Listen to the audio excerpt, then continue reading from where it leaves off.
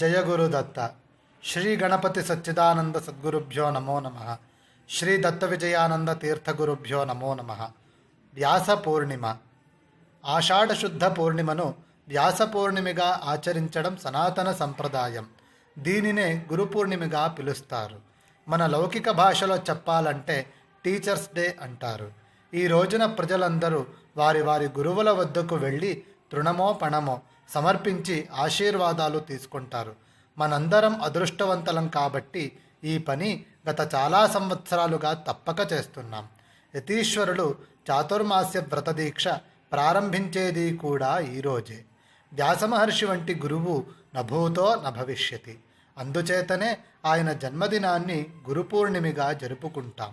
వ్యాసస్వరూపులైన శ్రీ గణపతి సచ్చిదానంద స్వామీజీ వారు మనకు గురువుగా దొరకటం మన అదృష్టం. ఆయన వ్యాసులు కాబట్టి శుకమహర్షి స్వరూపమైన పక్షుల్ని ఇక్కడ పెంచడం జరుగుతోంది.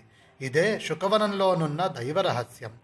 అడగకుండానే ఇన్ని వరాలిచ్చే సద్గురువుల పాదపద్మములకు గురు పూర్ణిమ సందర్భంగా మేమిచ్చే కానుకే ఈ లఘు చిత్రం.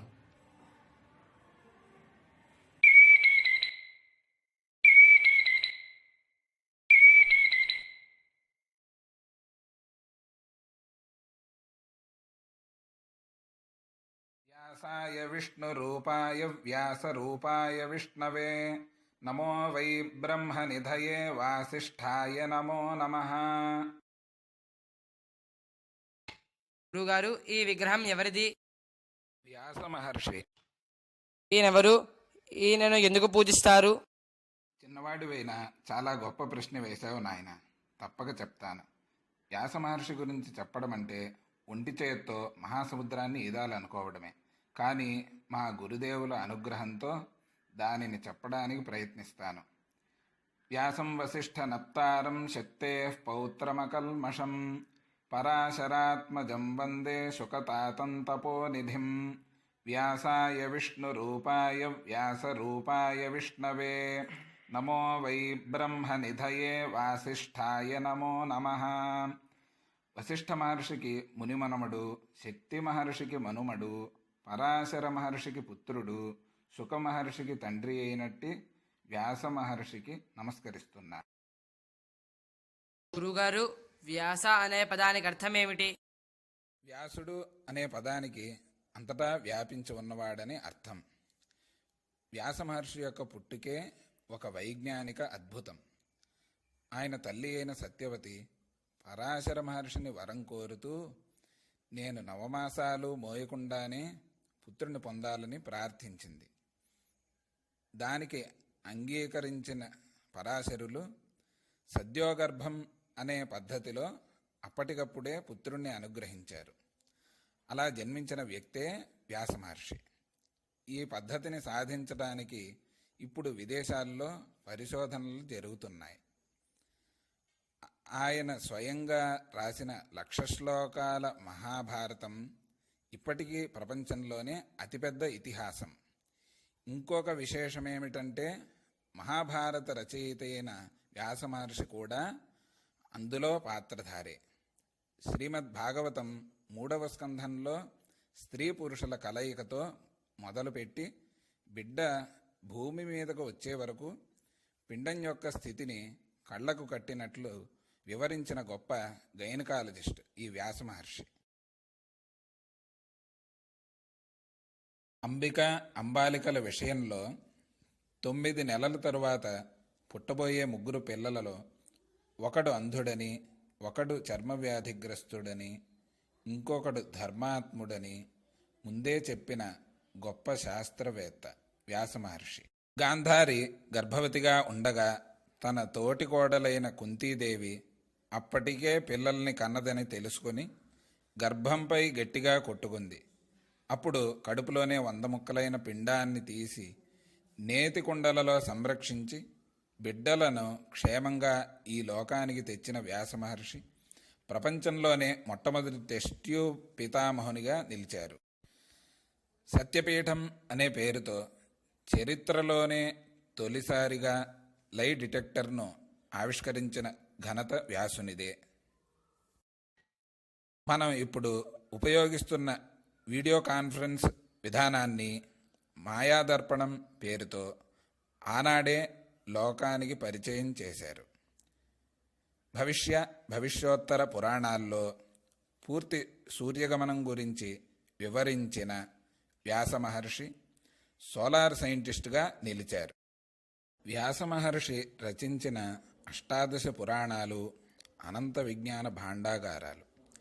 నేడు మనం పుక్కిట పురాణాలని అత్యంత లోకువుగా తీసిపారేసే ఈ పురాణాల్లో ఆయన తన విశ్వరూపాన్ని ప్రదర్శించారు. అగ్నిపురాణంలో వృక్షములకు ఎలా చికిత్స చేయాలో చెప్పిన వ్యాస మహర్షి మనకు ప్రముఖ బయోలజిస్టుగా కనిపిస్తారు. గోవు, గుర్రం మరియు సర్పములకు ఎలా చికిత్స చేయాలో చెప్పిన గొప్ప పశు వైద్య నిపుణులు. అక్కడెక్కడో కురుక్షేత్రంలో జరుగుతున్న యుద్ధాన్ని తానున్న చోటే సంజీవునికి కనిపించే ఏర్పాటు చేసిన వ్యాస మహర్షి ప్రప్రథమ టెలివిజన్ సృష్టికర్త. బ్రహ్మాస్త్రం, బ్రహ్మశిరో నామకాస్త్రం, షడంగాస్త్రం, పాశుపతాస్త్రం మొదలగు అణ్వస్త్రాల్ని విశ్లేషించిన వ్యాస మహర్షి ఒక న్యూక్లియర్ సైంటిస్ట్. నాట్యం ఎలా చేయాలో, అభినయాన్ని ఎలా పండించాలో వివరించిన వ్యాస మహర్షి ఒక నాట్య శిరోమణి. నక్షత్రగ్రహ గమనాల్ని లెక్కగట్టి గ్రహాల మధ్య దూరం, వాటి వ్యాసాల్ని వివరించి, భూమికి సూర్యునికి మధ్య దూరాన్ని వివరించి, సూర్యుని కాంతి భూమికి చేరడానికి పట్టే సమయాన్ని కూడా సమగ్రంగా విశ్లేషించిన వ్యాస మహర్షి ఒక గొప్ప ఖగోళ శాస్త్రజ్ఞులు. సృష్ట్యావిర్భావ రహస్యాలను, పంచభూతాల యొక్క లక్షణాలను పద్మపురాణంలో చక్కగా విశ్లేషించిన వ్యాస మహర్షి ఒక భౌతిక శాస్త్రవేత్త. ఇవేగాక భూగర్భ శాస్త్ర విషయాలు, విమానయాన రహస్యాలు, ప్రపంచంలో ఏ ఏ ప్రాంతాలలో ఏ ఏ వృక్ష జంతు పక్షి జాతులుంటాయో, అక్కడి మనుష్యులు ఎలా ఉంటారో, అక్కడ ఏ ఏ మానవ వనరులు దొరుకుతాయో సంపూర్ణ వివరాలు అందించి విజ్ఞానంలో తనకు తానే సాటి అని నిరూపించారు. ఇన్ని వైజ్ఞానిక అంశాలను కూలంకషంగా చెప్పిన వ్యాసులు తాను చెప్పిన ఈ విషయాలన్నీ భౌతికాలేనని, అవి అశాశ్వతమైన శరీరానికి ఉపయోగపడేవే తప్ప ఇంకెందుకు పనికిరావని ఎప్పటికప్పుడు హెచ్చరించేవారు. బ్రహ్మజ్ఞానం పొందగొరే వారికి అతి ముఖ్యమైన బ్రహ్మసూత్రాల్ని రచించి తాను అంతిమంగా బ్రహ్మవేత్తనని చాటుకున్నాడు. ఒకే భాగంగా ఉన్న వేదరాశిని 4 భాగాలుగా విభజించి వేదవ్యాసునిగా పిలువబడ్డాడు. ఇన్ని గొప్ప పనులు చేసిన వ్యాస మహర్షి త్రేతాయుగాంతము నుండి నేటిదాకా జీవించే ఉన్నారు. చిట్ట చివరిగా ఆదిశంకరులు బ్రహ్మసూత్ర భాష్యం వ్రాసినప్పుడు కనిపించి నేటిదాకా జనావాసానికి దూరంగానే ఉండిపోయారు. యుగధర్మం కారణంగా జనాల మధ్యకు రాకపోయినా తనను స్మరించేవారి మనసులోనే ఉంటానని, ఎవరూ తీర్చలేని ధర్మశాస్త్ర సందేహాలున్ననాడు మనస్ఫూర్తిగా తనను ప్రార్థించిన వ్యక్తికి కనిపించి సందేహాలను తీరుస్తానని మాటిచ్చారు. దైవాజ్ఞ కలిగిన నాడు తప్పక సమాజంలోకి వచ్చి పరిస్థితులను చక్కదిద్దుతానని కూడా ఆయన చెప్పారు. ఇంతటి గొప్పవారైన వ్యాస మహర్షిని మనం విష్ణుమూర్తి అపర అవతారంగా భావిస్తాం. వ్యాసాయ విష్ణురూపాయ వ్యాసరూపాయ విష్ణవే నమో వై బ్రహ్మనిధయే వాసిష్ఠాయ నమో నమః. గురుగారు, వ్యాస మహర్షి గొప్పదనాన్ని ఇంత గొప్పగా వివరించిన మిమ్మల్ని చూస్తే నాకు ఆశ్చర్యం వేస్తోంది. ఆయన గురించి ఇంత జ్ఞానం మీకెలా వచ్చింది? నాయన, ఈ విషయాలన్నీ మా గురుదేవులైన శ్రీ శ్రీ శ్రీ గణపతి సచ్చిదానంద స్వామీజీ వారి అసంఖ్యాక ఉపన్యాసాల్లో నుండి జాలువారిన అమృత బిందువులే తప్ప వేరొకటి కాదు. మా అందరికీ ఆయనే జ్ఞానప్రదాత. ఆయనను ఆశ్రయించిన వాళ్ళందరూ తప్పక జ్ఞానవంతులవుతారు. నువ్వు కూడా ఆయనను ఆశ్రయించి జ్ఞానం పొందు. అమ్మా, ఏంట్రా? నేను ఇక స్కూల్కి వెళ్ళను. మైసూరు స్వామి దగ్గర చదువుకోవడానికి వెళ్ళిపోతున్నాను. అక్కడికి వెళితే నేను బోలెడన్ని విషయాలు నేర్చుకోవచ్చు. కంగారు పడకురా, నేనే నిన్ను తీసుకెళ్లి స్వయంగా స్వామీజీకి అప్పగిస్తాను. అయితే ఇప్పుడే వెళ్దాం. సరే. ఎన్నో విషయాలను తెలుసుకుంటానని శ్రీ స్వామీజీ ఒడికి చేరిన ఈ బాలుడు మరి ఏం తెలుసుకున్నాడు?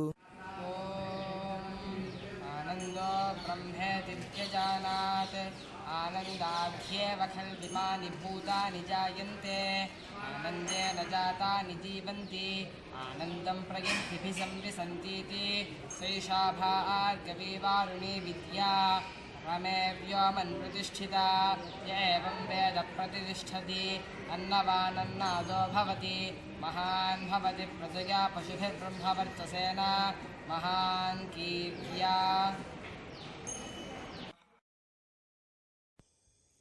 సద్గురువు దయ ఉంటే అన్నీ ఉన్నట్లే.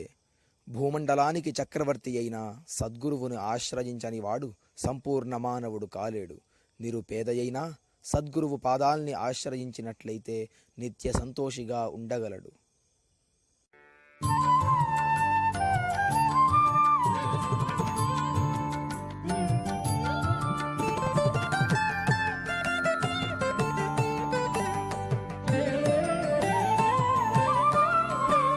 శరీరం సురూపం తథా వా కళత్రం యశశ్చారు చిత్రం ధనం మేరుతుల్యం గురోరంఘ్రి పద్మే మనశ్చేన్న లగ్నం తతః కిం తతః కిం తతః కిం తతః కిం